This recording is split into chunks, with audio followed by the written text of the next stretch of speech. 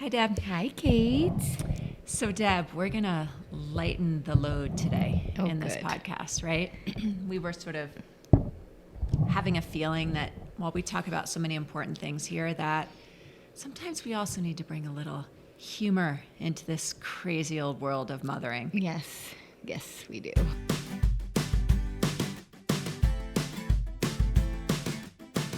Time to talk about our sponsors. And as always, we're going to start with the One Clock. I am not kidding. If you guys have not checked out this One Clock yet, get on it. ONECLOCK.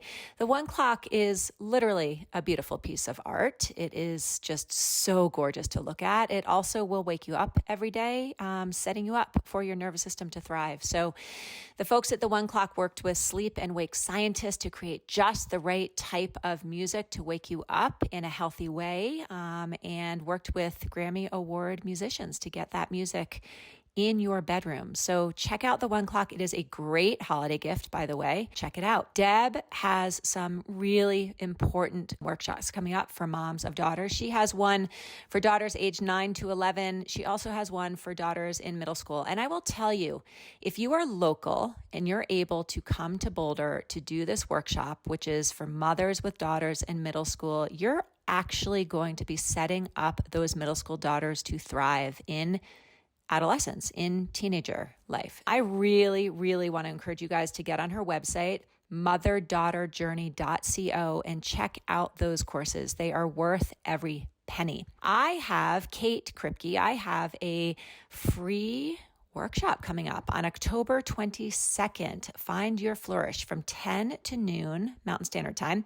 This workshop is really designed for any of you mothers out there who are ready to kickstart your health and wellness. I'm going to be bringing to you all kinds of really easy, manageable tools for beginning to create some momentum of feeling good. And I can really promise you that after those 2 hours together, you're going to walk away not just feeling better, but also having a sense of next steps and how to continue that journey of health and wellness. So you can check that out at katekripke.com. Thank you for being here. Enjoy the podcast. We love mothering with you. I feel like you are an amazing mentor for me in the play and humor realm. Thank you. Well, you don't give yourself enough credit because you know how to laugh. That's fine. I think I know how to laugh, but sometimes I take myself really seriously. And you have a way of being like, really? Do we have to take it that seriously? I don't know what it is that you bring to the table, but I have always very much appreciated that. So today, thank you. What are we going to offer our listeners today? Well, I think we want to start with how do we transition when something feels hard into lightening it? And I think we actually just had a really good experience of that. So we sure did. Maybe we'll start there. Yeah. I walked in, and you and I have this tradition when we start our talks is we always sit and catch up for 20 minutes. Before we start podcasting, Yes.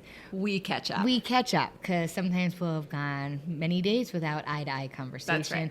And so we catch up and see where we're at and kind of do a little temperature check, and then we kind of take it from there. And Kate, I walked in, and you were in just this beautiful flow state of, just rolling with your day. Kind of feeling good today. Yes. And I walked in with a little bit of a heavy heart about some sad news that I heard, and feeling a little spread thin, and I can't seem to keep up with emails right now and texting and just not feeling awesome. And so... Can I just interrupt for a minute and say this is perfect, because so many times when we're in relationship with people, mom and kid, kid and mom and partner, whoever it is, we're not synced up. That's right. Yes, that is such a good point. Right. So you were going to say more. No, I'm not. Okay. So I walked in feeling tight, and you walked in feeling flowy. Totally. And what really works for me to move through these pretty quickly is to dump it. right? And we've talked about this before, like find a place where you can just dump it, not too long. I like to give myself a little time limit on it because I don't really want to get stuck there, but I also want to like say it all. And you have this incredible way of holding it and listening. And I knew we had a time limit, which was really helpful. But I literally told you like every detail. You did. And you were okay. I was totally okay. Probably in part because I was feeling flowy and resilient, right? So sometimes it's hard to bring our stuff to someone who's also tense sometimes, right? Yep. But I think what we want our listeners to know is that we were able to shift from really important and valid heaviness to lightness pretty quickly. And people can't see you. Actually, if you're watching the video, you can see us. People can't see you who are listening. And you actually are very, like, you've got this adorable hat on and these beautiful feathery earrings and this jean jacket vest. You're all like hip and you are also like smiling a million times more than when you first walked in the door. I feel happier. Right. And I think, so just to recap, you had the capacity to hold the space for me today. And granted, this was 10 minutes of venting. And I trusted you enough to tell you every little detail, which I probably would hold back on some situations with maybe a different human or something. Yes. And then just naming it for me gets it out. And again, this is like nothing new, but name it to tame it, like move through and then choose, right? Like, it's a beautiful day. I'm looking at the sky. I'm with my girlfriend. We're about to podcast. Like, let's just choose to, like, change the channel. So that is what this podcast is about today. When things are feeling heavy and kind of gruesome, I don't know if that's a word, but you know what I mean? Like really heavy and annoying and complicated, and there are kids crying and we have a ton of shit to do. And what do we do in those moments to shift towards humor and play? Because it is important to be able to shift towards humor and play. Yes. So let's actually play with some tools. Great. Like right off the get-go, because there's right off the get-go. Right off the get-go. What does that mean? I don't know. Gruesome. I know. Sorry. This is just where we're at today. It's a giddy day. Okay. So if we're going to talk about this idea of changing the channel, let's just riff off ways we do that. Great. Okay. I can't tell you how many moments that I have been in those witching hours, regardless of my child's age or children's ages, from like 4 to 6:30. That is a tough window. And my favorite thing to do in those moments is turn on music. Yeah, you and music are you co-regulate with music. Really do. You really do. So say more. What music might you turn on between 4 and 6 p.m.? Well, if I'm first doing self-care, I'm kind of like always go to Joni Mitchell. You do. I really She's your just girl. love her. And just a little. I can't do too much, but she kind of sets me in a good space. But if I'm actually needing to connect with my kids in a different way, sometimes I'll have them choose the music. And that actually helps them co-regulate. And hopefully I'm in a place then when I can deal with their music. And I kind of a lot of times like their music. Sometimes I really can't stand it, and then that actually helps them shift. If that's not working, I actually go to classical music. Interesting. So okay, just because we're getting in there, tell me what Joni Mitchell pulls up in you, and what classical music pulls up in you. And I'm just gonna go on we'll start with those two. Okay, so Joni. I mean, in my mind, I have the most beautiful voice that gets really high pitches. I feel like we talked about this in the first episode where we did our alter egos. Yes. Okay. Tell me about her. In real life, I have a very low voice and I can't sing very well, but some of her lyrics, I just love to belt them out. Yeah. And sing them. And like California, that's like a go-to for me. Sing it for us. No. Okay, so when you're listening, will you belt out with the music? Mm-hmm. Okay, so here's something I find really interesting about this. I actually have heard so many people, not just you, but talk about the power that music has on our mood, right? We've talked about this here before, but many people have actually studied that, right? And I know that if I walk into a room and it's really quiet, the mood, it's almost like the mood vibrates differently than if I walk in a room and they're the same people with the same grumpiness going on, but there's music. I don't know if I said that the way I mean to, but music really does have this way of pulling into our internal sensory experience to shift things pretty quickly. It's like really important medicine. Yeah. You know, also with Joni, I'm also lean towards the Dead. I will just put on my classic favorite Grateful Dead songs and just like this is also where Deb and I differ. We're so different. Hallelujah. But also so similar. Yes. Okay, so what do you do? Wait, I have a question first though. Yes. What does classical bring up for you? Oh, classical. It's funny, I don't know very much about classical, but it calms my nervous system. Yeah. And I just kind of put in classical radio. Like I don't even have a specific thing. And it actually, when my kids' energy's high, it shifts it. And when they're doing homework, I notice that's a good background music. It's sort of when we're not engaging. That's like a good tool. So one of the things I think we're saying here indirectly, which we'll just make direct, is that it's really important when there's a sort of heavy, complicated, chaotic energy happening, not to resist that energy, because that's the worst when we're like resisting what is, but to remember that we can offer up another energy at the same time, another experience of something at the same time, so that we can choose. Yes. Where am I going to put my attention? Am I going to put my attention on the reality that I have this dinner I need to make right now and I'm behind and it's frustrating and I'm out of milk? Yes.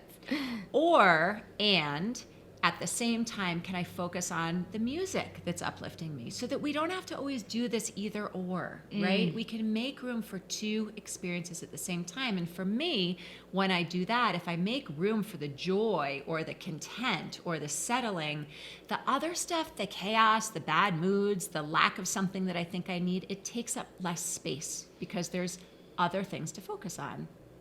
I love that, Kate. That's so good. It's like it's reminding me just of wherever you are, whatever's going on, the ability to hold polarities. Is like that. When we increase our capacity to hold polarities, I think we find more peace. We sure do. So what we're saying right now is you don't turn on the Joni Mitchell or the Grateful Dead or the classical to not feel whatever was happening at the same time, chaotic, annoyed, heavy, overwhelmed. You turn it on while you feel those things. Heavy, annoyed, overwhelmed. Because if you give yourself a blanket of something else that feels good, it's less burdensome to have that uncomfortable feeling. Yes. Right? And in the moments where I choose to put on the kids' music, oh yes, that is actually, okay, so you can probably relate to this. Do you ever have those moments where you kind of have an idea that you're going to be in connection with your kids and you're just not? Yeah. And it's like you so like set it up to be like it's connection time. Oh God, that's so much pressure. It's so much pressure, and I think we as moms can all relate. And like even if it's like a day skiing and I'm like supposed to be having fun and I'm just not present, those are really hard moments. Yes, they are. And so in those moments, let's put us back in the kitchen preparing. And if I want to bring them in and I'm just not really feeling it, that's when I might invite them to start put their own music on, because then I'm sort of entering into their world. And I can like still hold whatever's happening for me, but I can also, you know, give that a little bit of space and choose to go into their world and understand them in a different way. And it gets me out of my own way. Sure does. And you're the grown-up. Yes. Right? We can't expect our kids to come to where we are all the time. Sometimes we need to meet them where they are, which might be with, I don't know, what is the music in your kid's house right now? Because I feel like I'm still stuck with like, I don't even know it. I want to say Katy Perry. I think maybe my girls are a little beyond Katy Perry. They are 100% beyond Katy Perry. I don't know, but maybe Harry Styles. Lizzo. Which I actually like that music. Too. I kind of want to get up and dance right now. Okay, here's something that I do often. One of the things I love more than anything is lighting a candle. Why? And I will tell you first that it's like my husband's worst nightmare. How come? I don't know. He has a million things. Like it's a thing that shouldn't be out there taking up space. And then he has a thing about like the scents. I don't know. But I have said to him often, I love having two things. A candle, for me, flame. Looking at flame does something so grounding for my spirit. And some candles smell so good. And I find my soul, spirit self gets so uplifted by beauty, right? And so when there's a beautiful scent, I just like feel different, even if I'm annoyed. That's a pretty quick one for me, So lighting a candle. you're waking up your senses. Yes. Smell, eyes. Yes. What else? Yes. And I guess my point is, it's a pretty easy thing to do, right? I can have kids who are bickering in the background, and I can have, realize that I didn't start making dinner until a little bit later, and I have work to do, and I am worried about something that happened earlier in the day. And really it's pretty simple to just light the darn candle. Oh, I Right? love that. That's And it a just good one. adds something. It shifts the focus on the crappiness to something, for me, that represents beauty. Yes. I've been talking about that a lot lately in some of my, Instagram reels about how when I access beauty, I feel good. And when I feel good, I feel love. I absorb, receive, and give love more. Beautiful. And for me, beauty can be as small as like, oh, this candle amidst all this chaos, or it can be, taking a moment and going to step outside Yes. to take a breath of fresh air. Like it doesn't have to be this profoundly time-consuming thing. Yeah. But I find the candle helpful. I will also add one other thing. Yes. We're just going to go back and forth and back and Yes. forth. But my one other thing, and this we've talked about on this podcast all the time, if I start dancing, I feel better immediately. 100%. And let me be clear. Maybe I'm not the worst dancer in the world, but it's never I didn't take dancing lessons as a kid. I'm fully dancing because it feels good in my body. Yes. And everyone else around me in my family is rolling their eyes. But I feel better pretty quickly, and I feel joyful, and I start laughing at myself. And then it it helps me take everything a little less seriously. I love it. I'm a big fan of that too.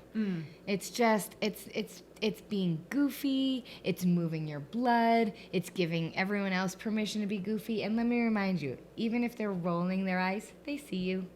I know. Yeah. I know. Well, and I think to your point earlier about the music, it shifts something. It shifts it. That's what we're learning how to do. That's right. This happens to me on almost every podcast. I have a thought and then it goes away. Well, we just represent being human on Yes. this podcast.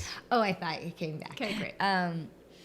So this is something that I used to do when they were little, but I've been doing it a lot lately, and it's with my kids, and it really makes me laugh. And I asked them a question: "What's something that made you laugh today?" Oh, that's so good. And it makes everyone pause, and almost every time we can find something, and usually it leads to a story, and so it's like a win. I get to see them laugh. I get to know a little bit about their world. I usually laugh because oftentimes it's funny. If it's not, I am not a fake laugher, so they'll be like, "Did you think that was funny?" And then it opens a different conversation. But most of the time when they share something that made them laugh, I laugh, and then I can share something with them. And that's another shift for me. I love that example of shifting the focus of attention in our brains, right? We've been talking about shifting the focus of attention in the environment, but that is shifting the focus of attention in our brains, right? So if someone has come home and is bringing into the community space in your house something really annoying or frustrating that happened, our attention is on that. Yeah. And all you have to do is ask that question Yeah. to shift the attention. Yes. I love that. I'm wondering, what just came up for me is sarcasm. Because and maybe sarcasm isn't the right word. I actually cannot stand sarcasm. So let me say what I mean differently. I mean, let's talk a little bit about bringing humor to something that may not be originally seen as humorous. So I would use the word levity. Levity. Okay. Great. Let's talk about levity for a moment. Okay. I'm curious to know what you think about that, the role of finding levity in traditionally non-funny or light things. What's your opinion on that? And how do you, I know you do this because you do it with me, so how do you do this in your household? I'm putting you on the spot. Yeah, you are. It's okay. Because a lot of, this is where I don't think things through often. They just sort of come. So let me put a little thought into it. Well, let's first talk I actually about have an example. What is levity? Let's talk about that word first. Because when I say that word, I actually feel it in my body. Yeah. Well, I think what comes up for me is perspective. It's actually like when I feel tight or heavy or overwhelmed, things get really narrow. Yes. And then when I can invite levity in, there's a bigger view. And this, I'm So going to digress. thank you for just a moment, that this is why nature and mountains serve me so much, because when I'm in the mountains, I feel insignificant in a really good way, and it actually gives me so much perspective and spaciousness of this big world. So my problems in those moments seem less important. So let me shift that back to, in a moment, let's say, and this just happened the other day, one of my girls was just talking about some unkind shit that went down at school. Yeah. And so we were breaking it down, and I'm listening, and it didn't actually have to do with them, which made it easier to have levity. Yeah. Okay, so I'll just acknowledge that. So this person says this to this, and this one said this, and this one reacted that way. And so I'm just listening and reflecting, and then all of a sudden I kind of almost went eagle over with your hands? No, I just, in my mind, I was being an eagle and looking at it from the above. And I invited my daughter. I was like, let's just peek into this from above. And how ridiculous is this? Yes. And we both just burst out laughing about the absurdity of these jabs that these people were taking at each other. And in that moment, I was able to have perspective. I lent her perspective to peek in from the top view, and then just see that it's just ridiculous. And so often, I don't mean to sound like minimizing issues, because that's not my intention, but when there's space to not take it so seriously, then we can do that. Well, I think what I hear you talking about is removing the drama from things. You know, sometimes, of course, we never want to minimize someone's real experience, but we tend to over-dramatize our experiences all the time with our thoughts and all that. We project all this other stuff on top of something. We make it bigger than it actually might be. And that's part of what this example allows, is that first of all, I did have this image of you standing on your kitchen counter and looking like an eagle with your daughters next to you. Maybe I'll do that. But that's part of what I hear is let's look at this for what it is, and then compare what it is to what we're making it into. And it kind of is funny. It can be funny. I had an experience. It's actually, we've shifted, but last year, my girls were the best of friends unless it came to clothes and sharing clothes. And I kid you not, when I tell you that the explosions in my house, the name calling, the slamming doors, the complaint around people not getting what they want, my daughter's not getting what they want with respect to the sharing, was actually insanity. Yeah. Right? The cuts were deep. But it was one of those moments where I was like, wait a second. You're making this kind of noise over whether or not you can wear someone's yellow t-shirt. So I made a rule. And one day I was like, there is absolutely no more sharing in this household. I was there. I remember this. And my girls were so shocked. They looked at me and I was like, no more sharing. And I was able to make it into a little bit of this. It was so ridiculous that I was telling them they were no longer allowed to share. And we all saw it as ridiculous, that it lightened it a little bit. So that brought levity. Oh, that's so good. That's so good. I think levity is important. And in mothering, we take ourselves and the things around us really seriously all the time. And I don't know that that's in service of our mental health and wellness or our children's mental health and wellness. I couldn't agree more. Another thing I think we take really seriously is our children's behavior.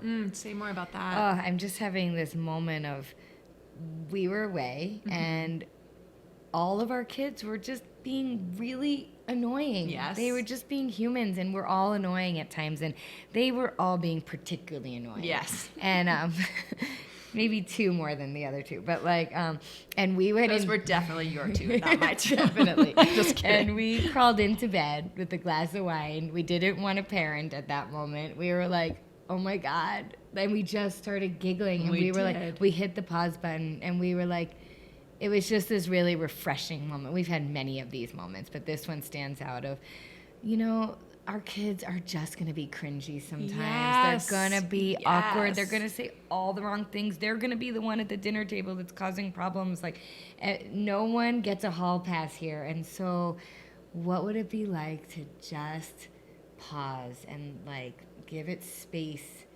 and not take their behavior so seriously? Actually, you're also saying something so important, which is giving ourselves permission with a safe adult to talk about the cringiness. Yes. And to know that we can talk about our kids being so annoying or so cringy or whatever it is, and that doesn't mean we love them any less. No. But when we give ourselves permission to honor that part of this job and to say it out loud, and every time we've done that, we've ended up laughing about it. Yes. It actually takes the sort of pressure and stigma out of all of it away. Then we can just see it as like cringiness with humor. Yes, and humans. And like, human. They're just humans. Human. Of course they're going to be cringy and annoying. I Who's know. not? All right, so one more thought. Yes. And that is, I think because so often mothering can feel isolating, as we've talked about, or major identity shifting, is that it's so essential for all of us moms to find lightness and fun in the mundane. Say more. So this is a place where I actually love for women to find kind of their unique gifts in how we all show up. And so it doesn't even have to be anything that special that you do, but it might be a moment where you're cooking with your kid. I know we're kind of stuck on this cooking thing. I know. I don't know why. I know. But we're going with Okay. it. And this might sound a little redundant, actually, as I'm saying it, but I'm just going to go with it. That cooking in itself can feel mundane, but we're talking about bringing music in, bringing dance, bringing conversation in. It's like those are the places that we can find humor and fun in these small moments. Yeah, it's like spicing them up Yes, a little bit. exactly. Meaning that when a lot of times I think fun, the word fun and humor and levity kind of bring up this idea that we need to be doing something really special with our kids. Yes, and there's room for that, but when there's so many like snack size opportunities to just blast the music in the car or play a game in the car, or am I making sense? You're making so much sense. And the word that you use often that I love that's coming up for me right now is peppering. Pepper the mundane with some spice. Yes. Or pepper. Right? Meaning we don't have to talk about these grand gestures. It's just how do you, I did this thing once where everyone was just in sort of a meh mood, and I have daughters that love to dress up and they love to do their hair and put on makeup, and I was like, let's all dress up for dinner tonight.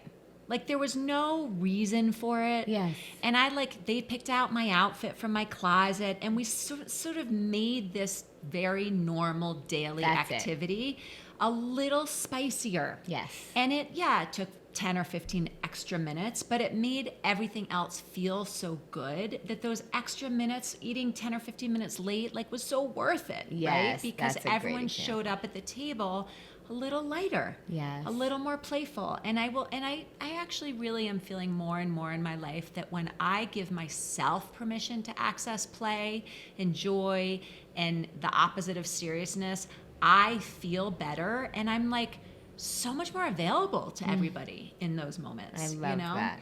So it's peppering. It's just peppering it's putting some fresh cut flowers in the living room table or on the dining room table, right? It's turning on music, as we talked about like 27 times today. It's I don't know, adding just these little flares of something. And all of our listeners are going to have a different interest and different opinions about what feels good and doesn't feel good, but we want folks to know it's okay to add some flair to the daily life. Yep. Motherhood is mundane and monotonous a lot of the time. Yep. And we all have the power to shift. We sure do. Our thoughts and our choices make all the difference. So I would love to invite our listeners to put in our comments ways you shift. Yes, please. Like, there's so many ways out there. We've only named a few, but I think we're probably all doing it naturally, and now we can just bring awareness to it and make it more intentional. And let's share ideas. We all need new ideas. We get stuck in our normal way of doing things. So we want you all to lighten up and have some fun. Thanks can for be listening. fun. Yes. Let's go do something fun. Let's do it. Okay. Bye, all. Bye.